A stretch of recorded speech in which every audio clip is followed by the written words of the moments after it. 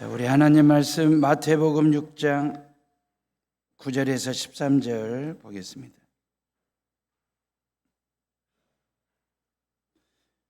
마태복음 6장 9절에서 13절.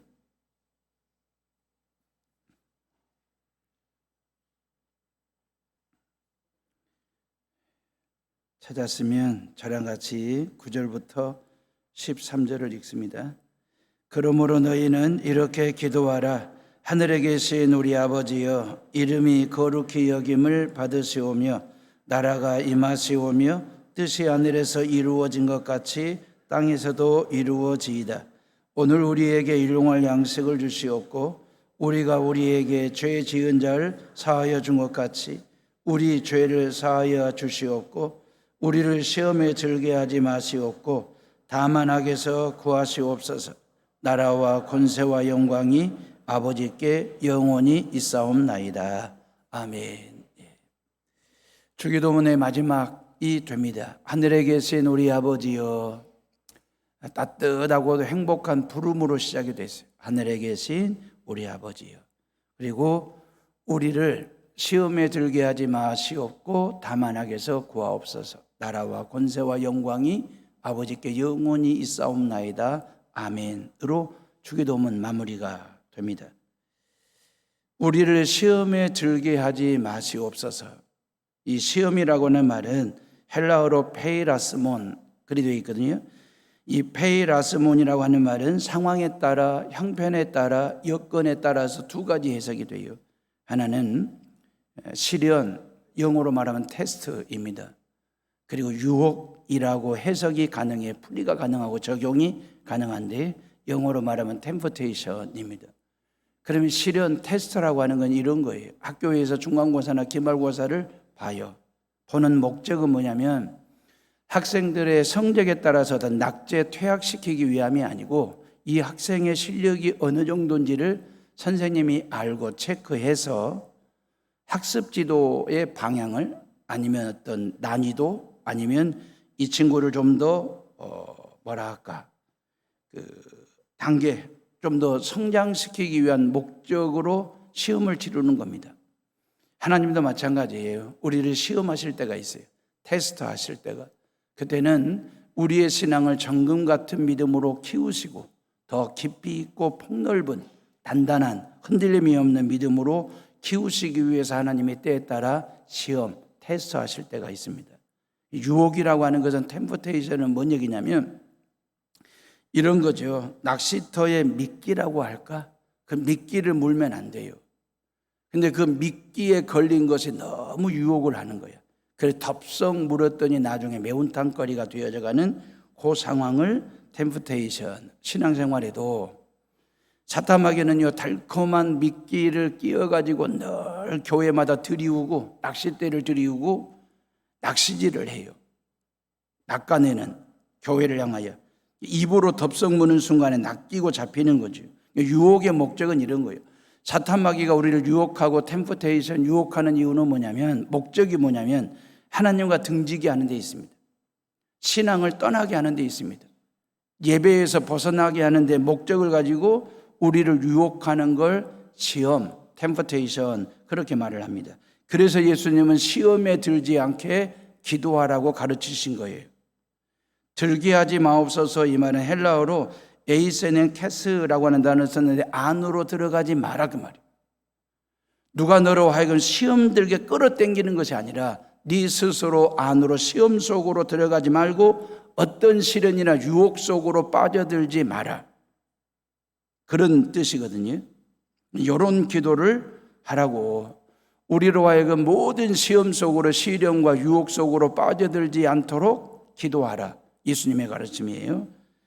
야고보서 1장 13절에 보면 사람이 시험을 받을 때에 내가 하나님께 시험 받는다 하지 말지니 그랬어요. 하나님은 악에게 시험을 받지도 아니하시며 친히 아무도 시험하지 아니하시니라 그랬어요. 하나님은 절대 우리를 시험하시는 분이 아니에요. 근데 우리는 시험에 빠지거든. 유혹에 넘어가거든. 이유가 뭐냐면 14절에 이리 되어 있어요. 오직 각 사람이 시험을 받는 것은 자기 욕심에 끌려 미혹됨이니라 그랬어요. 우리 마음 내면에 밑변에 깔려있는 야심과 야욕, 욕심, 이러한 것들이 늘 불릴듯 내 마음을, 삶을 이렇게 휘저어 놓아요. 그 타오르는 제어되지 않는 욕망 때문에 시험에 빠지게 된다. 성경은 그리 말씀하세요. 그래서 예수님은 시험에 들지 않게 해달라고 이런 기도를 하라고 하신 거죠. 다시 말하면 나에게는 한계가 있다 그 말이에요. 나는 연약한 존재임을 인정하라, 그 기도거든요. 인간은 자기 스스로의 힘으로 죄나 시험이나 시련이나 유혹을 이길 수 없는 존재, 이걸 인정하는 것이 주기도문이에요. 베드로가 주님을 향하여 모두가 주를 버릴지라도 나는 결코 주를 버리지 않겠나이다, 죽을지언정 주를 부인하지 않겠습니다라고 호언장담을 했어요. 호기롭게. 아마 진심이었을 것입니다. 그 순간만큼은 남들은 다 몰라도 나는 절대 예수님을 버리지 않고 부인하지 않는다라고 진심 어린 고백을 했을 거예요. 마음에서 나온 열정이었을 겁니다. 근데 결과는 어떠했느냐? 예수님이 잡히시던 날 밤 저녁에 말입니다. 12명의 제자들 중에 호기롭게 가장 먼저 장담을 했거든. 버리지 않겠다고, 부인하지 않겠다고. 그런 베드로가 가장 먼저, 그것도 고작 어린 여종의 한마디 앞에 무너져 내렸습니다. 주님을 모른다라고 3번씩이나 부인했으니까 왜 그랬을까 그 말입니다. 베드로는 그리 생각했는지 몰라. 자신의 의지와 결기와 패기와 뚝심, 이거면 어떤 유혹도 어떤 시험도 이겨낼 수 있고 견딜 수 있고 극복할 수 있을까라고 믿었던가 봐요. 근데 그게 아니더라는 거지. 베드로가 넘어지고 시험 든 것은 의지가 부족해서요? 아닙니다. 예수님을 향한 사랑이 식어버렸기 때문에 아닙니다. 칼을 뽑아가지고 대제사장 말고의 귀를 후려칠 정도로 용기 있고 결기 있고 뚝심이 있고 성깔이 있는 베드로였습니다. 그런데 인간의 연약함이란 그 말입니다. 내 마음의 의지나 혈기, 패기보다도 내 육신의 한계가 훨씬 더 크다는 사실을 인정하지 않을 때 무너짐이 오는 거예요.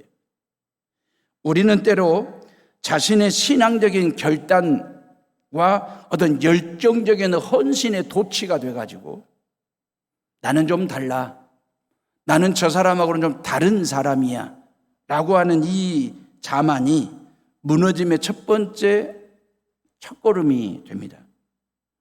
베드로가 시험과 유혹 속으로 빨려 들어간 것은 자신의 결기와 패기, 뚝심을 믿었던 거예요. 베드로가 주님을 향하여 모두 주를 버릴지라도 나는 주님을 지키겠습니다, 내가 죽을지언정 따르겠습니다, 그랬어요. 인생 주어의 자리에 내가 있는 거예요. 내가 주님을 지키겠다는 거예요. 나는 주님을 절대 부인하지 않겠다는 거예요. 주어의 자리에 내가 있는 겁니다. 나요 나요 나요 그 말이에요. 주여 주여 주여가 아니라. 그러다 보니 연약함으로 인하여 무너지게 되는 베드로의 모습을 보게 되는 것이거든요. 사랑하는 에어오름의 식구들이요, 신앙은 내가 주님을 붙드는 힘으로 유지되는 게 아니에요. 내가 주님을 붙드는 힘으로 유지되는 것이 아니라 나를 붙들어 주시는 주님의 은혜로 유지가 되는 것입니다. 내가 모든 시험에 빠지지 않는 이유는, 내가 모든 유혹으로부터 이겨내는 이유는 나의 신앙이 탁월해서가 아니라 나를 향한 하나님의 사랑이 탁월하기 때문에 지켜지는 것입니다. 나의 열정, 나의 헌신, 나의 결기는 상황에 따라서 흔들릴 수 있고 변할 수 있어요.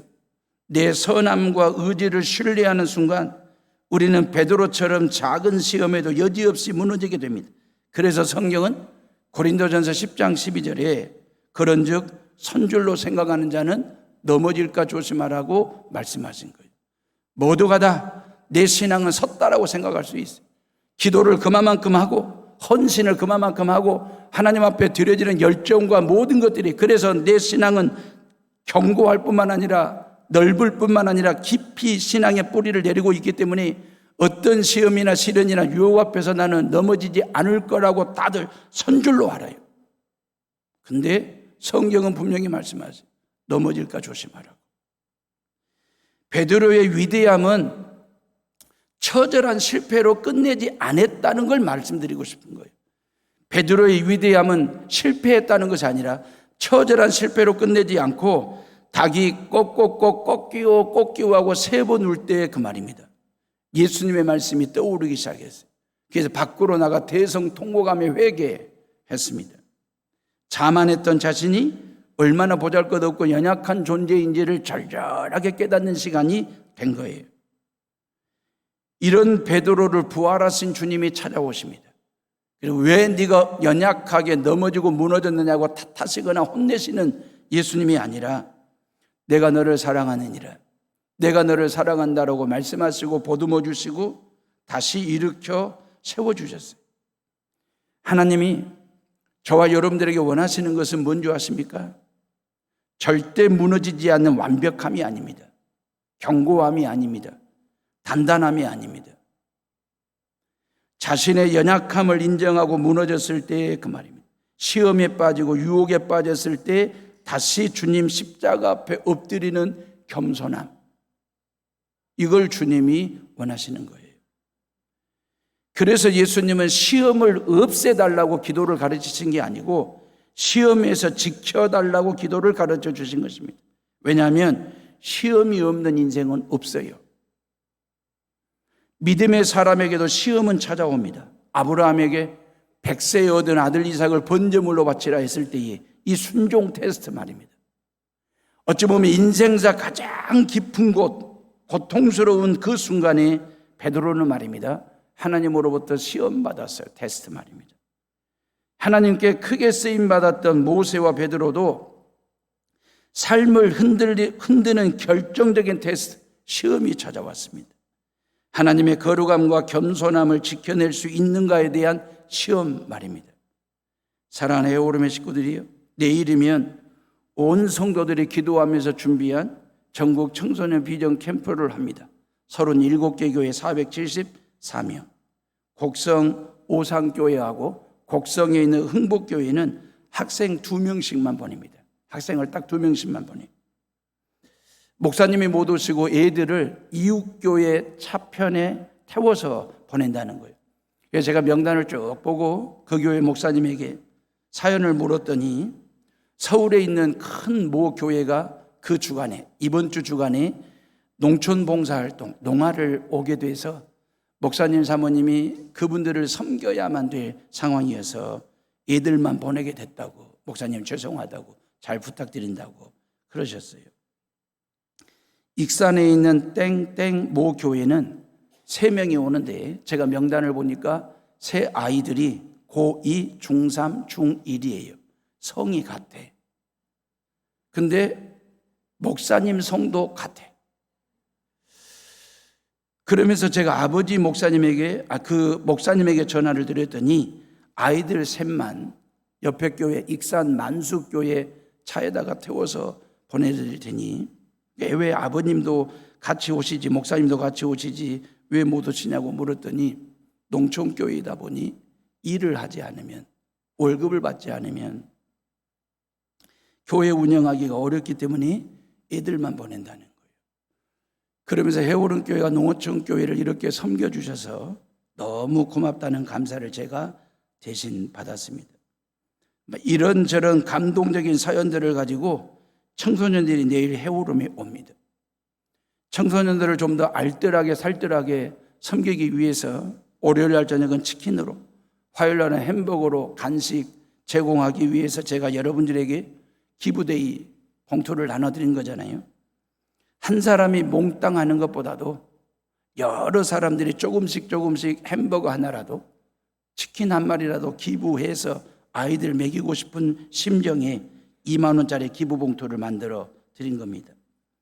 지난주 주일 오후 예배가 끝나고 난 후 목회자 회의를 하면서 저도 모르게 제 입에서 시험 들라고 하네, 이 넋두리 푸념 같은 이 푸념이 저도 모르게 나왔어요. 청소년 비전 캠프는 100% 무료로 하거든요. 우리 교회 재정 3,700만 원 예산을 세웠습니다. 월요일하고 화요일 날 밤 500명 잡고 2만 5천 원짜리 치킨 140마리가 필요합니다. 화요일 날 저녁에 500명 5천 원짜리 햄버거 500개가 필요합니다. 다 합치면 600만 원짜리, 600만 원이 별도의 돈이 필요한 거예요. 간식비로. 제가 7월 12일 날 주일 날 주보에 간지로 그 기부해달라고 2만 원짜리 봉투 만들어달라고 넣어드렸는데 12일 그 주에 138만 원을 여러분들이 헌금을 해주셨어요. 그리고 지난주 오후에 우리 목회자 회의를 하면서 오늘 기부금 봉투가 몇 개 들어왔는지 제가 물었더니 9개 정도 받았다는 거예요. 이게 뭐지? 라는 생각. 교인 중에 한 분이 매일 여름 성경학교와 비전 캠프 몫으로 매일매일 각각 10,000원씩 헌금 봉투한 건 제가 알고 있는데, 야, 이게 2만 원짜리 기부 봉투가 9개? 이게 뭐지? 우리 교인들이 이렇게 박하고 짜신 분들이 아닌데 봉투 9개. 짜도 너무 짠 거예요. 부목사님 중에 한 분이 목사님 무명이라서 그랬을까요?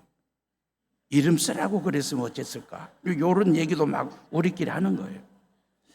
봉투 9장의 분위기가 너무 쎄한 거야, 마음이. 그러면서 저도 모르게 시험 들라고 하네 그랬어요. 이게 나온 거예요. 제 마음이 한순간에 허해지면서 유혹, 템포테이션과 시험, 테스트가 뒤죽박죽이 제 마음을 뒤집어 헤집어 놓았어요. 목사도 한순간에 시험 속으로 뛰어들 수 있어요. 한순간에 무너질 수 있는 연약한 존재입니다. 그래서 이런 시험에 들게 하지 않게 해달라고 기도하라고 하신 거예요. 시험에는 예외가 없습니다. 그래도 저는 이런 시련과 유혹에서 2시간 만에 벗어났어요. 6시 13분에 회계 집사님이 저에게 전화를 주셨는데 깜빡하고 사무실에 전달을 못했다고, 재정부실 캐비넷에 봉투 있다고 연락을 주셨어요. 그래가지고 가져다가 다 세어봤더니 그 주에 335만 원을 여러분들이 헌금으로 모아준 거예요. 그럼 그렇지. 우리 교인들이 이렇게 짤 리가 없는데. 그리고 주중에도 한 70여만 원 모아주셔가지고 530여만 원이 모아진 겁니다. 오늘까지 하면 필요한 만큼 모아질 거라고 보고, 모아주신 돈 중에 아가페 합창단이 50만 원 치킨값으로 기부를 했어요. 원래는 100만 원 하시겠다는 거예요. 그래서 제가 정중하게 거절을 했습니다. 왜냐하면 아가페 합창단도 단원들이 십시일반 회비를 모아가지고 활동을 하는 팀인데 저희들이 100만 원밖에는 너무 과한 것 같아서 50만 원만 해달라고 해서 아주 고맙게 받았습니다. 그리고 우리 교회 집사님 아이가 중학생인데 중간고사 때 수학시험을 시간이 짧아서 다 풀지를 못했대요. 그래서 기말고사 때 수학시험지를 붙들고 하나님 앞에 기도하기를, 하나님 시간 내에 이 문제 다 풀게 해달라고 기도하고 시험지를 풀었어요. 1, 2, 3학년 전교 1등을 했어요. 아니에요. 그래가지고 그 부모님들이 햄버거 200개 100만 원 기부하고 싶다고 하길래 제가 또 정중하게 50만 원 100개만 해주시라고, 100개만 받고 50만 원 헌금, 감사헌금 만들어가지고 중3짜리 아들 손에 쥐어주시라고. 그 나이에 50만 원 거액 헌금을 해보는 것도 신앙교육에 큰 도움이 될 거라고. 그렇게 해서 모아진 600입니다. 이 600은 돈이 아니에요. 이 600은 햄버거도 아닙니다. 빵이 아니에요. 치킨, 닭이 아닙니다. 여러분의 사랑이에요. 다음 세대들을 향한 희망을 모아주신 거예요.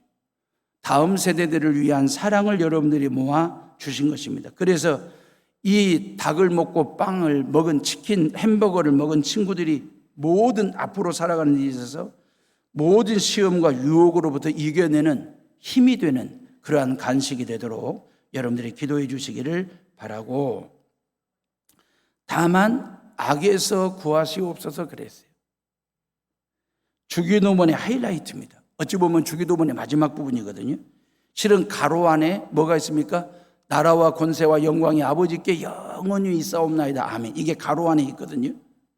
왜 가로를 쳤을까요? 이건 원래 고대 사본 원본에 없는 거예요. 다시 말하면 예수님이 주기도문을 어디까지 가르쳐 주냐면 시험에 들게 하지 마옵시고 다만 악에서 구하시옵소서. 예수님의 주기도문은 여기까지입니다. 그런데 후대 사람들이 그 말이에요.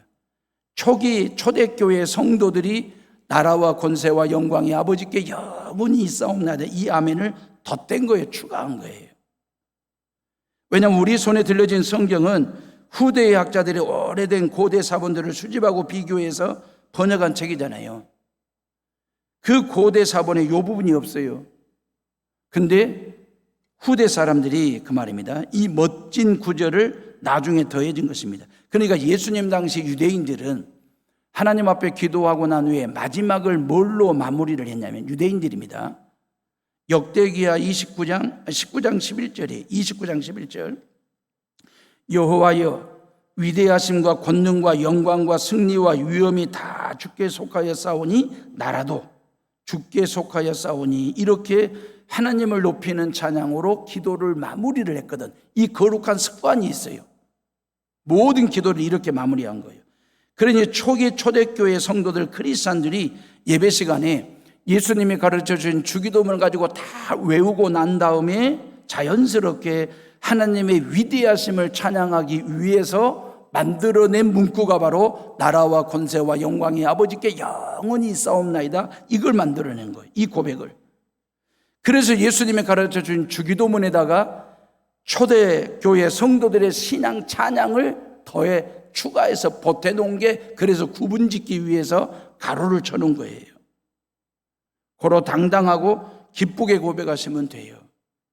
예수님이 가르쳐 주신 기도에 초대교회 성도들의 뜨거운 찬양에 더해진 아름다운 고백 말입니다. 자, 다시 다만 악에서 구하시옵소서. 이 기도를 여러분들이 단순하게 재수 없는 일에 걸려들지 않게 해달라고 이 정도 선에서 기도하시면 안 돼요. 그냥 모기 한 마리 때려잡는 그런 심정으로 이 기도를 하시면 안 돼요. 오늘날 우리는 아침마다 눈을 뜨는 순간에 엄청난 시험과 악으로부터 전쟁을 치르는 전쟁터와 같은 삶을 살아요. 알람이 깨우는데도 5분만 더, 그 순간에 우리는 게으름이라고 하는 악 말입니다. 출근길 버스 안에서 누군가가 내 발등을 밟았네, 그리했을 때의 마음속에서 치밀어 오르는 분노의 악 말입니다. 찻집에서 차를 마시는데 건너편에 앉아서 차를 마시는 아주머니의 헤어스타일, 파마머리가 내 것보다 훨씬 고급져 보여. 그때 시샘의 악 말입니다. 밤 10시에 오늘 하루도 수고하고 애쓴 나를 위해서 배달 앱을 열어 야식, 배민을 열게 만드는 야식의 유혹, 악, 이런 정도의 악에서 구하시옵소서, 그런 기도가 아니에요. 예수님은 다만을 붙였잖아요. 다만 악에서 구하시옵소서.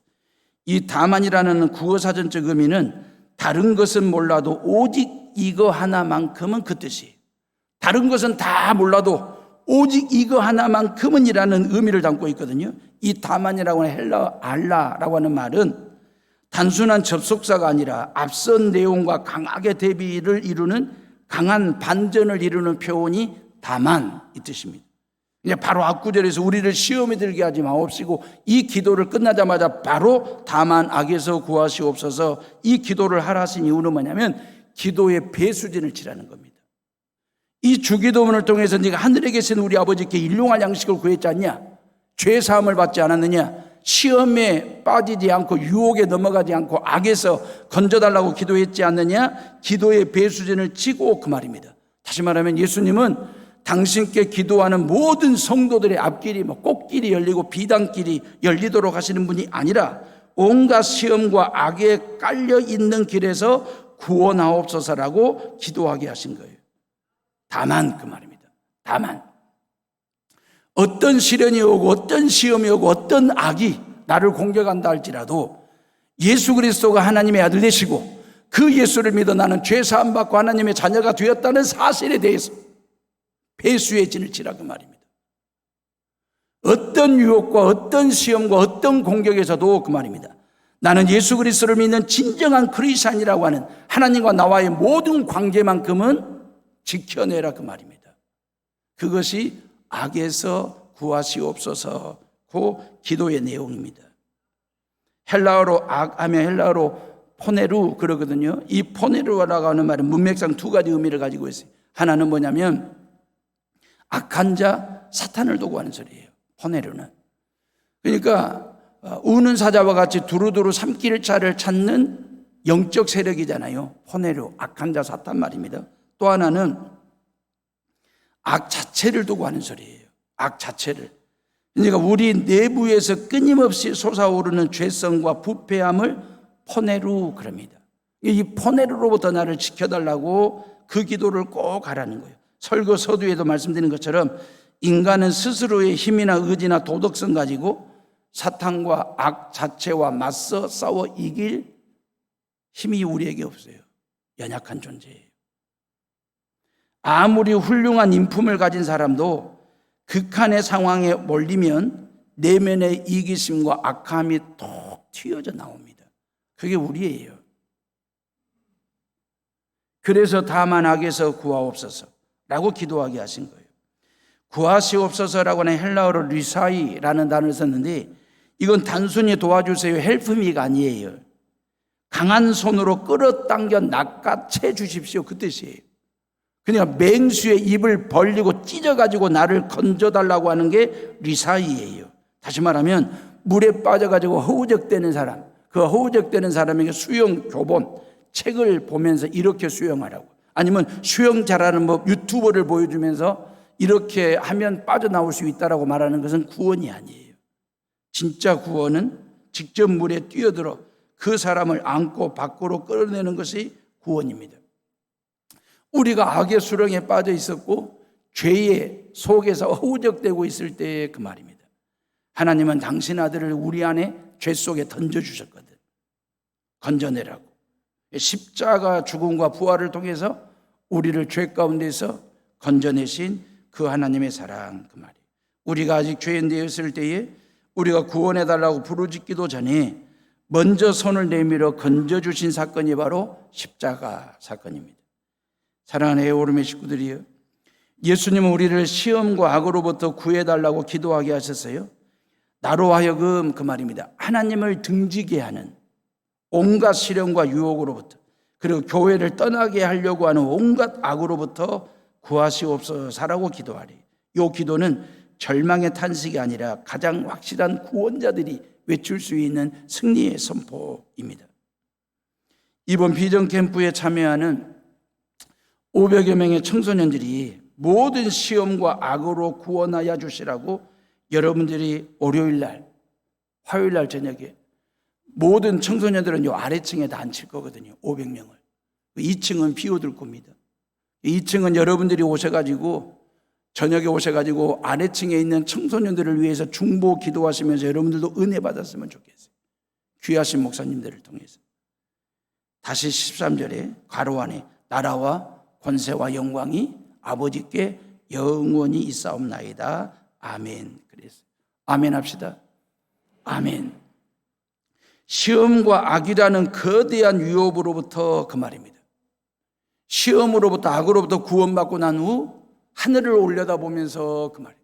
하늘을 우러러볼 때 나라와 권세와 영광이 영원히 아버지께 있나이다. 아멘. 이게 주기도문의 마무리예요. 최고의 찬양입니다. 나라가 영원히 있사옵나이다. 이번 얘기입니까? 나의 나라가 아니라 주의 나라. 나의 나라의 주인은 여전히 내가 주인이거든. 주권이 나에게 있어요. 그런데 예수 그리스도를 믿는다라고 하는 것은 나의 나라가 아니라 주의 나라가 된다는 거잖아요. 주의 나라가 된다는 말은 주님이 나의 모든 걸 통치하시고 모든 주권이 주님에게 있기에 주님이 나의 주인이십니다. 주의 나라가 영원히 아버지께 있나이다. 두 번째, 권세가 영원히 아버지께 있나이다. 기도를 응답하시고 이루시는 분은 오직 하나님의 능력임을 인정하는 거예요. 권세가 영원히 아버지께 있다라고 하는 말은 나의 모든 삶을 책임져 주시고 나의 모든 기도에 응답해 주시는 능력은 오직 하나님께만 있습니다라고 하는 걸 인정하는 거예요. 영광이 영원히 아버지께 있사옵나이다 그랬잖아요. 기도 뒤에 그 말입니다. 이 주기도문을 하고 난 뒤에 모든 응답의 결과로 내 이름이 드러나는 것이 아니라 오직 하나님만이 영광 받으셔야 함을 고백하는 거예요. 이게 주기도문이에요. 세상의 나라는 언젠가는 무너집니다. 세상의 권세는 유효기간이 있습니다. 세상의 영광은 풀의 꽃처럼 시들 때가 옵니다. 그러나 하나님 아버지의 나라와 권세와 영광은 영원히 있습니다.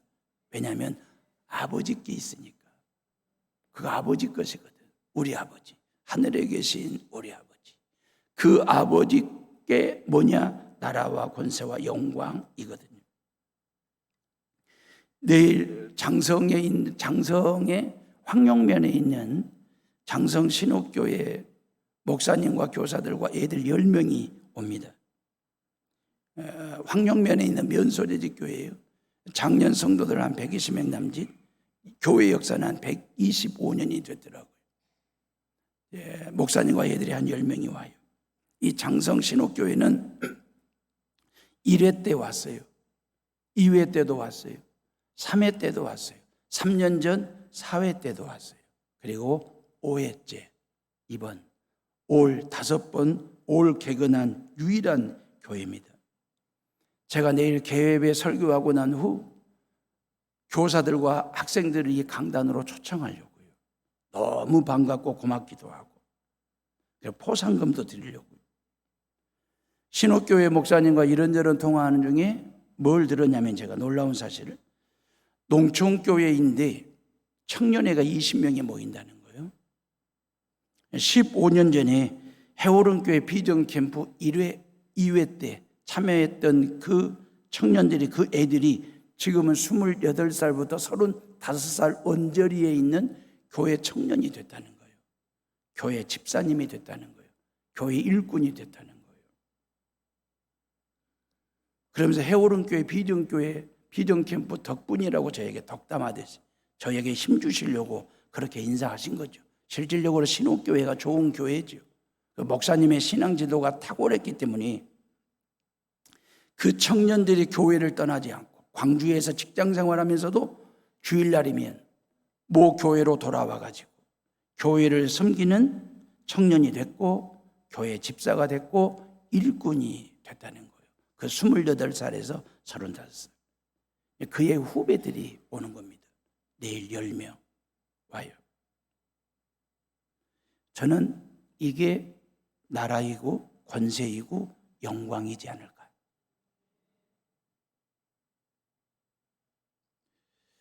우리 다음 세대들에게 뭘 물려주고 뭘 심어주시겠어요? 여러분들의 자녀들의 마음속에 삶 속에 하나님의 나라를 세워주는 것, 그리고 하나님의 능력, 권세 가지고 살게 하는 것, 그리고 하나님의 영광 드러내는 삶을 살아라. 이게 주기도문을 우리에게 가르쳐 주신 예수님의 본심이에요. 예수님의 마음이 그래요. 주기도문 가지고 외우는 걸로 끝내지 마라.